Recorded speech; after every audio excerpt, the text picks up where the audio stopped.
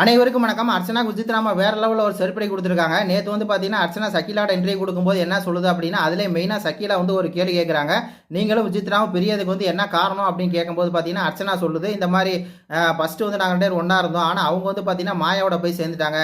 மாயா வந்து பார்த்தீங்கன்னா விசித்ராமாவோட பேசினாங்க. அதுக்கப்புறம் 2 பேர் சேர்ந்துட்டாங்க. அவங்களுக்கு வந்து பார்த்தீங்கன்னா புள்ளிக்கு எங்க வந்து ரொம்ப பிடிக்கும். அதனால தான் பார்த்தீங்கன்னா எங்களுக்குள்ள வந்து பார்த்தீங்கன்னா ஒரு பிரிவினை ஏற்பட்டுச்சு.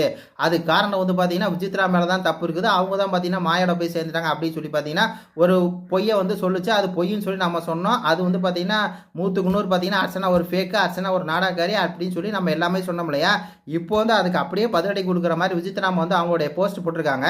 அதாவது என்ன அப்படின்னா, உன்னை மாதிரி ஒரு நம்பிக்கை துரோகியோட நான் இருக்கிறதுக்கு, உன்னை மாதிரி ஒரு நம்பிக்கை துரோகியோட நான் பழகிறதுக்கு அதுக்கு வந்து மாயா பூர்ணிமா எவ்வளோ மேல் அப்படிங்கிற மாதிரி தான் அந்த பதிவு இருக்குது. இதுல இருந்தே பார்க்கும்போது பார்த்தீங்கன்னா அர்ச்சனாக்கு ஒரு சரியான ஒரு ஸ்லிப்பர் ஷாட் அப்படிங்கிற மாதிரி தான் இருக்குது. ஏன்னா அர்ச்சனா இந்த இன்டர்வியூ கொடுக்குது. இன்டர்வியூ கொடுத்தோன்னே பார்த்தீங்கன்னா அவங்க இந்த வீடியோ வந்து ஷேர் பண்ணுறாங்க. நீங்கள் பார்த்தாலே தெரியும். மாயா பூர்ணிமா அதுக்கப்புறம் விசித்ராமா 3 பேர் செம ஃபன்னாக பார்த்தீங்கன்னா இந்த வீடியோவில் வந்து இருக்குது. அதை வந்து ஷேர் பண்ணியிருக்கேன். அதில் பிக் பாஸ் சொல்கிறாரு, உங்களுடைய அந்த மைக் கேப்சூல் மேலே பார்த்தீங்கன்னா யாரும் படுக்காமல் பார்த்துக்குங்க அப்படிங்கிற மாதிரி பார்த்தீங்கன்னா அவர் ஒரு காமெடியாக சொல்கிறாரு.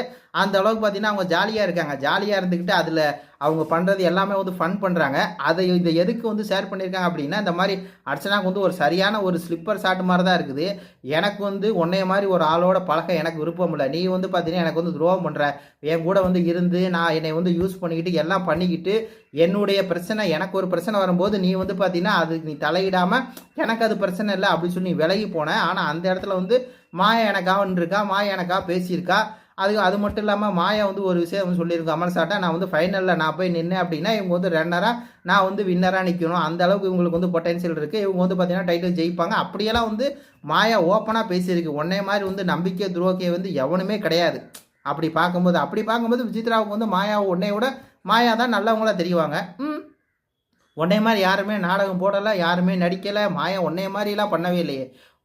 ஒட்டு மொத்தமாக அர்ச்சனா அந்த வீட்டில் இருக்கிறதுக்கு ஒரே காரணம் யார்? விசித்ரா தான். ஆனால் விசித்ராக்கே துரோகம் பண்ணியா இப்போயும் வந்து அடங்குதான்னு பாருங்க அர்ச்சனா. திருப்பி பார்த்தீங்கன்னா விசித்ரா பற்றி குறை தான் சொல்லிக்கிட்டு இருக்கு. அதுக்கு தான் பார்த்தீங்கன்னா ஒரு சரியான ஸ்லிப்பர் ஷாட். நீ எனக்கு தேவையில்லடி போடி, நீ வந்து எனக்கு நான் வந்து உனக்கு ஃபோன் பண்ணுமா அப்படிங்கிற மாதிரி தான் பார்த்தீங்கன்னா ஒரு சரியான ஸ்லிப்பர் ஷாட்டாக கொடுக்குற மாதிரி இந்த மாதிரி மாயா பூர்ணிமா அதுக்கப்புறம் இவங்க 3 பேர் பண்ணுற ஒரு காமெடி ஒரு செம்ம அப்படிங்கிற மாதிரி தான் இருக்குது. அந்த விஷயத்தை வந்து பகிர்ந்துருக்காங்க. அப்படிங்கிற மாதிரி தான் இருக்குது. நன்றி, வணக்கம்.